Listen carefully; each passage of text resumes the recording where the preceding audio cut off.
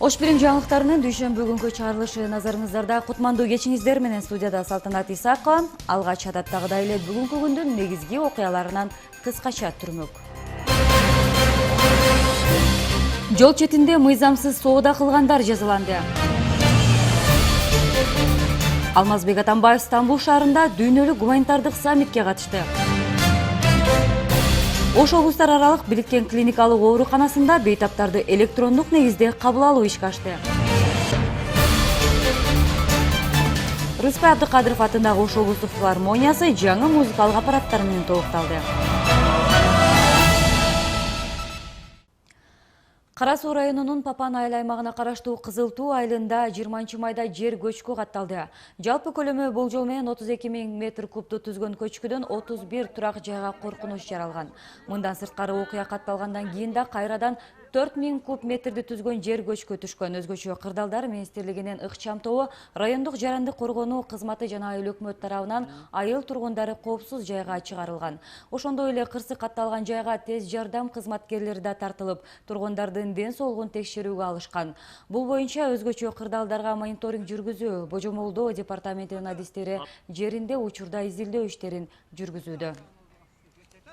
Айыл өкмөт тарабынан берилген заявканын негизинде 14 дана чатыр жеткизип берилип, мына бүгүн бардык чатырлар тегилип берилди. 14 үй бүлө барды ал жака көчүрүлүп чыгарылды. Калган үй бүлөлөрдү ошо тууган уруктарына жана башка жактарга көчүрүп чыгардык. Саалап ошого от жага баштадым. От жага баштаганда эле доошуу кылып атты, таштын түшкөндөрү шагырап. Нарак беракты карап койдум, бирөө машинада түшүрүп атабы деп, жок. От жагып бүтүп тоок болгум карап, анан теги эле токтободу. Анан өтүктү кийип алып төшкө чыктым. Төшкө чыксам ошо неме жар көчүп атыптыр, тынбайт, чоң таштар кулап атыптыр. 1 сааттай карап турдум. Бүгүн Ош шаардык мэриясы жана шаардагы базарлардын администраторлору, ошондой эле милиция кызматкерлери менен биргеликте базарларда, көчөлөрдө мыйзамсыз соода сатык менен алектенген сатуучуларга чара көрүү максатында атайын комиссиянын отуруму болуп өттү. Анда тиешелүү кызматтардын эскертүүлөрүнө карабастан кайра эле жол четине, тротуарларга чыгып алып соода жасаган адамдарга айып пул салынды. Жыйында жалпы 35тен ашуун иш каралып, бирок ага чакырылган сатуучулардын 10го жетпегени гана келди. Аларга 200 сомдон 600 сомго чейин жазана салынды. Мына бир эле маселе ушу нан сатуу боюнча айтып кете турган болсок, нан сата турган атайын базар бар. Бирок бүгүнкү күндө биздин жарандарыбыз ошол нан сата турган базарда сатпай, көчөдө, машиналар өтүп аткан жерде, тротуардын боюнда, чаңдарда нан сатып атышат. Мына сүт сатып аткандар боюнча атайын сүт сатуу райондо бөлүп бергенбиз. Ошол жерге сатпай, көчөдө машинанын газы чаңы түшүп аткан жерге сатып атышат. Натыйжада биздин жарандарыбыз, биздин балдарыбыз, биздин кыздарыбыз бир топ ичкелте ооруларына мажбур болуп атат. Бүгүнкү күндө ооруканаларыбыздын бардыгы ушул продукт питаниядан келип чыккан оорулардын аркасынан толуп отурат да. Сирия менен Ирак аймагындагы террорчулук топторго каршы Орусия күрөшкө катышып жаткандыктан Кыргызстанда террор коркунучу жогору. Бул туурасында Улуттук коопсуздук мамлекеттик комитети билдирет. Маалыматка ылайык, коркунуч Чүй облусунда Орусиялык аскерий база жайгашкандыгына байланыштуу. УКМК жарандарды сак болууга жана аркыл террордук чабуулдардын алдын алуу максатында Орусия же башка мамлекеттерге каршы чакырыктарды таратып жүргөн адамдарды көргөн учурда күч органдарына кабарлоого чакырат. Расмий маалыматтар боюнча 500гө чукул кыргызстандык, анын ичинде 122 аял Ирак менен Сирияда террорчулар менен бирге согушуп жүрөт. Алардын 40ка жакыны салгылашууларда набыт болгон.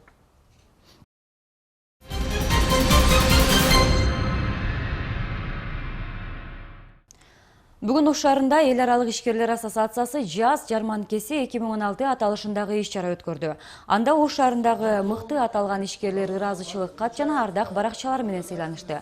Алардын катарында биздин телеканалда Ош, Жалал Абад облустары боюнча мыкты телекомпания наамын алды. Эл аралык ишкерлер ассоциациясы мындан 1 жыл мурда Москва шаарында түзүлгөн. Уюмдун максаты кыргызстандык ишкерлер өндүргөн товарларды чет өлкөлөргө экспорттоо. Ошондой эле Эл аралык ишкерлер ассоциациясы Кытай, Казакстан жана башка мамлекеттерде да иш алып барат. Уюштурулуп жаткан себеби биз Кудай буйрса ушундай Ош шаарында өзүбүздүн экинчи филиалыбызды ачалы деп жатабыз. Бул филиал сентябрь айында жана октябрь айында ачылат. Ага чейин ошол ярмарканы уюштуруп, ярмарка аркылуу көптөгөн биз жеке ишкерлер бири-бири менен таанышса деген ойдо болдук. Экинчиден, бул жакта чыккан продукцияны башка мамлекеттерге экспорттоо максатында ачылды. Үчүнчүдөн, биз жанагы эл эменен ар кайсы Бангладештен, Индиядан өкүлдөрдү чакырабыз. Ошол өкүлдөр келип, азыр ошол өкүлдөр менен бардыгы ошо бири-бири менен карым-катнаш түзүп, кээ бир продукциялар экспорттоого азыр уже багыт ала баштады да.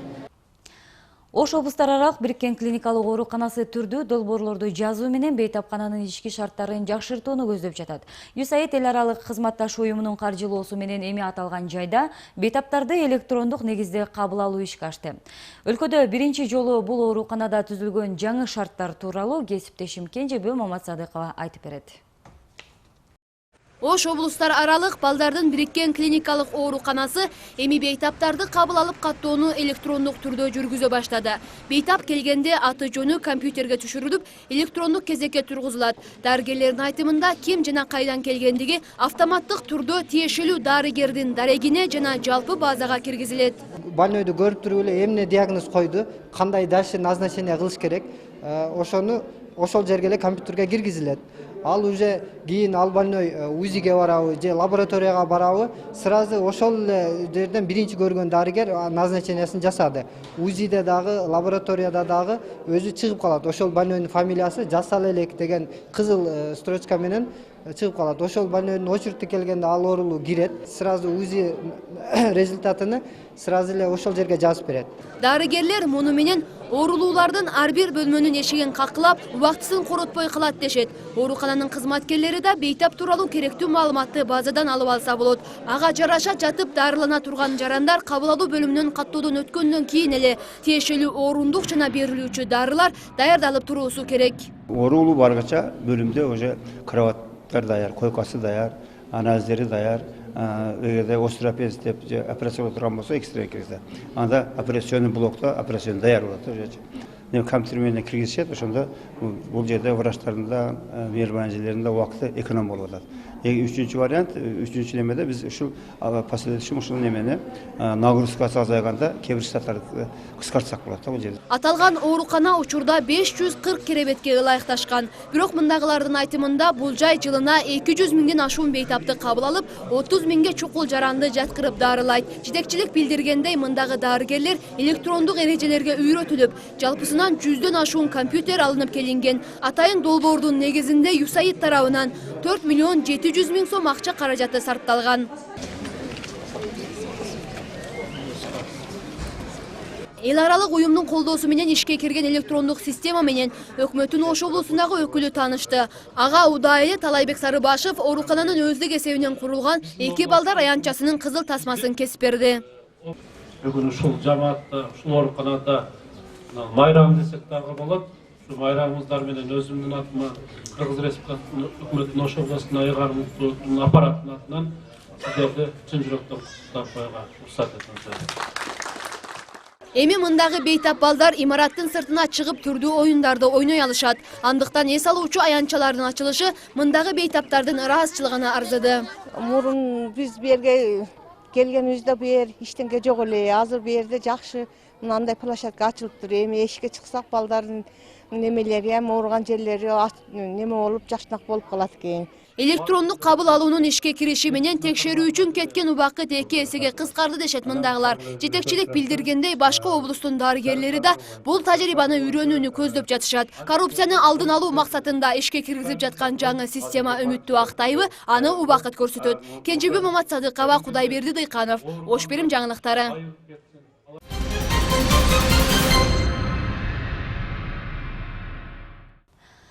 Президент Алмазбек Атамбаев бүгүн Стамбул шаарында болгон иш сапарынын алкагында биринчи дүйнөлүк гуманитардык саммитке катышты. Күндүн биринчи жарымында Алмазбек Атамбаев делегация башчылары менен бирге Бириккен Улуттар уюмунун баш катчысы Пан Ги Мундун төрагалык астында өткөн мамлекет башчыларынын жана өкмөт башчыларынын жабык отурумуна катышты. Андан соң биргелешип эстеликке сүрөткө түшүү аземинен кийин мамлекет башчысы биринчи дүйнөлүк гуманитардык саммиттин расмий ачылышына катышты. Саммиттин алкагында президент Алмазбек Атамбаев Германия канцлери кансельери Ангела Меркель менен жолукту. Лидерлер кыргыз немис эки тараптуу кызматташуусунун актуалдуу маселелерин талкуулашты. Биринчи дүйнөлүк гуманитардык саммиттин ишине дүйнөдөгү 50 өлкөнүн президенттери жана өкмөт башчылары катышууда.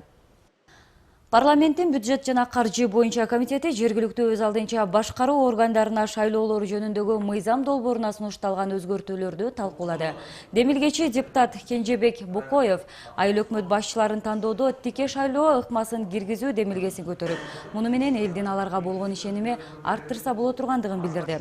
Анын пикиринде айыл өкмөт башчыларын түз шайлоо жергиликтүү өз алдынча башкаруу органдарын коррупциядан, кылмыштуу жетекчилерден тазалоого көмөктөшөт. Борбордук шайлоо комиссиясынын өкүлү Жеңиш Акматов комитет жыйынында бул маселелер БШК мүчөлөрүнүн арасында да кызуу талкууланып жатканын билдирди. Депутаттар арасында бул сунушка каршы чыккандар да болду.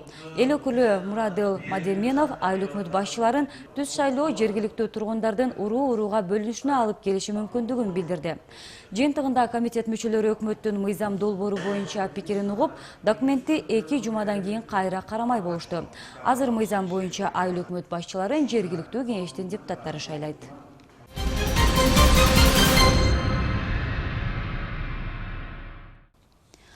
Ош шаарынын мэри Айтмамат Кадырбаев 200гө жакын Ош шаарындагы жогорку жана орто окуу жайларынын алдыңкы студенттери, жаш активисттер жана алардын ата-энелери менен жолукту. Иш-чаранын жүрүшүндө студенттер кала башчысы менен баарлашып, өздөрүнүн кызыктырган суроолоруна жооп алышты.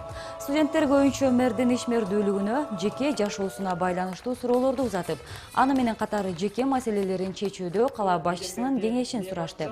Ошондой эле Айтмамат Кадырбаев коомдук иштерге активдүүлүгүн көрсөткөн билимдүү алдыңкы студенттерге жана алардын ата-энелерине Ош шаардык мэриясынын ыраазычылык баракчаларын тапшырды. Бул сыяктуу иш-чаралар буга чейин расмий түрдө гана өтүп келген болсо, бул жолкусунда жаштар шаар мэри менен чай үстүндө баарлашты. Студенттерге дем күч берүү, мындан арда окууларын жакшыртуу болуп эсептенет. Биринчиден, экинчиден, ар дайым эле жаштар айтып келишет, Ош шаар бул кезге чейин жаштар менен жолугушууларда, же болбосо бийлик өкүлдөрү менен формалдуу түрдө гана өтүп келгендигин айтышат. Бүгүн атайын биз ушуну бейформал форматын тандап алдык. Рыспай Абдыкадыров атындагы Ош облустук филармониясы жаңы музыкалык аппараттар менен толукталды. Өткөн жылы филармониянын жетекчилиги өлкө башчысы менен жолугушуп, маданият тармагындагы көйгөйлөрдү ачыктаган. Натыйжада президенттик фонддон 4 миллион сомго акча каражаты бөлүнүп, тендерден утуп алган компания тарабынан музыкалык аппараттардын алгачкы бөлүгү Ош шаарына алынып келинди. Ага уда эле Ош облусунун элин жогорку деңгээлде маданий жактан тейлөө максатында филармониянын жааматына 1 миллион сомдук жаңы кичи автобус тапшырылды. Тарых жана маданият жылынын урматына жүргүзүлүп жаткан мындай иш-аракеттер маданияттын өнүгүүсүнө зор салымын кошот дешет адистер.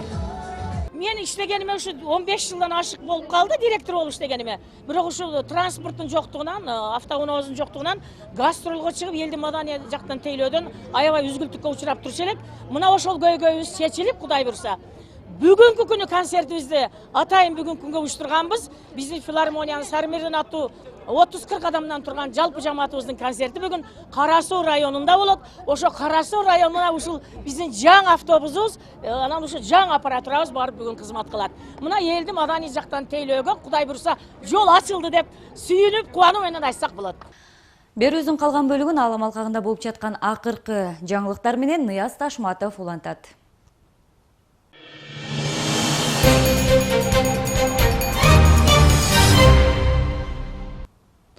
Сиздерге дүйнөдө болуп жаткан соңку кабарлар топтомун сунуштап, студияда Нияз Ташматов, саламатсыздарбы? Өткөн суткада Донбасста бир украин жокери каза таап, экинчиси жарадар болду. Бул туурасында Украинанын аскери операция маселелери боюнча өкүлү Александр Мутузяник билдирди. Киев жикшилдер ири калибрлүү артиллериялык системаны колдонуп, Донецк облусунун Авдеевка шаарын 2 рет аткылашты дешүүдө. Мунун натыйжасында жергиликтүү аял жараат алган. Ал эми өзүн-өзү жаралаган Донецк элдик республикасы украиналык аскерлер тарабынан 200дөн ашуун ок чыгаруу болгонун билдирди. Жикшилдер бир нече айылдарды миномет менен аткылагандыгын кабарлашты. Украина коргоо министрлигинин маалыматы боюнча 2014-жылдын жазынан бери Донбасстагы куралдуу жаңжалдын айынан 2600 украиналык жоокер набыт болуп, 9000ден ашууну жарат алган. Киев менен батыш өлкөлөрү Орусияны Украинанын чыгышындагы жикшилдерге колдоо көрсөтүп жатат деп айыптап келет. Кремль муну мойнуна албайт. Уганстандын чалгын кызматы талиптердин лидери Ахтар Мансурдун Пакистанда өлтүрүлгөнүн тастыктады. Маалыматка ылайык талиптердин лидери абадан бомбалуу учурундан абыт болгон. Мурдараак АКШнын аскер башчылыгынын өкүлү Уганстандын Ахмадивал аймагында америкалык пилотсуз учактар автомашинада бараткан 2 кишиге чабуул жасаганын кабарлаган. Анда Ахтар Мансур менен кошо дагы бир согушкер өлгөн. Жай тургундардан эч ким жабыркаган жок деп айтылган. Ахтар Мансур Талибан кыймылынын 2015-жылы мурдагы лидер Мухаммед Омар өлгөндөн бери жетектеп келип жаткан. Анын дайындалышы талиптердин жиктешүүсүнө алып келген. Тажикстанда конституцияга өзгөртүү киргизүү боюнча референдумдун жыйынтыктары бүгүн белгилүү болду. Борбордук шайлоо комиссиясы референдумду өттү деп жарыялады. Себеби кече күн жарымында эле жалпы шайлоочулардын 66% конституциялык укуктарынан пайдаланган. Референдумдун натыйжасында Тажикстандын конституциясына 41 өзгөртүү киргизилүүдө. Алардын эң башкысы президент Эмомали Рахмондун мамлекет башчылыкта түбөлүк калуусуна жол ачуу. Президенттикке талапкердин эң ылдыйкы жаш курагын 35-тен 30-га түшүрүү. Бул президент Рахмондун 29 жаштагы уулу Рустам Эмомалинин бийликти атасынан өткөрүп алышына жол ачат. Ошондой эле конституцияга киргизилип жаткан өзгөртүүгө ылайык Тажикстанда эми диний негизде партия курууга жол берилбейт. Былтыр өлкөдө бийликке оппозицияда жүргөн Ислам кайра жаралуу партиясына тыюу салынган. Президент Обама Азияда бир аптага созулчу сапар учурунда аймактын АКШ менен коопсуздук жана экономикалык чөйрөдөгү кызматташтыгын чыңдоого умтулмакчы. Обама алгач Вьетнамда 3 күндүк сапарында бул өлкөнүн бийликтери менен эки тараптуу сүйлөшүүлөрдү өткөргөндөн тышкары Вашингтон менен Ханойдун кызматташтыгы боюнча сөз сүйлөйт. Ошондой эле ишкерлер жана жаранды коомдун активисттери менен жолугат. Вьетнамдан соң ал Жапонияга чоң жетинин саммитине катышууга барат. Иш сапар учурунда Барак Обама АКШ, Жапония, Вьетнам жана башка 12 өлкө катышып жаткан соода келишим Транс-Тынч океан өнөктөштүгүн алга жылдырууга көңүл бурат. Жапониядагы сапарында Обама Хиросима шаарына да тарыхый визит жасамакчы. Канаданын курама командасы хоккей боюнча дүйнө чемпиондугунда алтын медалга татыды. Москвада өткөн финалдык матчта канадалыктар Финляндиянын хоккейчилерин 2-0 эсебинде уткан. 3-чү орун үчүн болгон беттешүүдө орусиялыктар АКШ хоккейчилерин 7-2 эсебинде жеңип алды. Сиздерге сунуштамакчы болгон дүйнөлүк кабарлар топтомуна ушулар болду. Кайрадан эфир аркылуу жолугушканча амандыкта туруңуздар. Ош шаарындагы жалпыга маалымдоо каражаттарынын кызматкерлери спорттун волейбол түрү боюнча күч сынашты. Ош ТВ телерадио компаниясынын 25 жылдыгына карата уюштурулган мелдешке шаардагы 9 жамааттан балдар жана кыздар командалары катышты. ММК өкүлдөрүнүн ортосунда уюштурулган волейбол боюнча экинчи айланпаны уюштурууну Ош шаардык мэриясы 2 ай мурда Ош ТВ телерадио компаниясына өткөрүп берген. Журналисттердин көптөн күткөн беттеши жогорку деңгээлде өтүп, байгелүү орунду ээлеген командалар ардак баракча жана акчалай сыйлыктарга ээ болушту. Өз кезегинде мыкты оюнчу, мыкты чабуучу жана мыкты коргоочу номинациясынын ээлери атайын белектерге ээ болушту. Жалпыга маалымдоо каражаттарынын ортосунда спорттук мелдешти уюштуруунун кийинки кезеги Ынтымак телерадио компаниясына өткөрүлүп берилди. Мен айтат элем, журналисттер бардык тараптан чыгармачыл адамдар бардык нерсеге көп кызыгат. Спорттон дагы активдүүлүгүн бүгүн көрсөтүп атат. 9 жамааттан командалар катышып аткан, балдар жана кыздар командалары бүгүн кызып өтүп аткан учур. Биз ойлойбуз, түштүк жергесиндеги Ош шаарындагы массалык маалымат каражаттарынын ортосунда ынтымакты бекемдөө, чыңдоо, достукту арттыруу, анан ошол кызматкерлеринин спортко кызыгуусун арттыруу, ден соолугун бекемдөө максатында уюштурулуп жатат. Оюндун жүрүшү аябай кызыктуу өттү. Атаандаштарыбыз дагы аябай күчтүү оюнчулар экен. Ош Прим каналы, Ынтымак каналы бардык кыздар аябай күчтүү, тең тайлашып ойношуп аттык. Албетте жеңилип калбайлы дегенде коркунучтар да болду, бирок жеңишке жетишип азыр өтө кубанычта турган мезгилибиз. Мына ушундай спорттук жаңылык бүгүнкү биздин берүүбүздү соңуна чыгарат. Алдыда болсо ММКда эмне кеп жана эртеңки күндүн аба ырайы тууралуу маалымат сиздерди күтөт. Эске сала кетсек, биздин ушул чыгарылышты сиздер толугу менен www.chekit Osh Prim Chekit KG сайтынан дагы көрсөңүздөр болот. Кечиңиздер көңүлдүү улансын.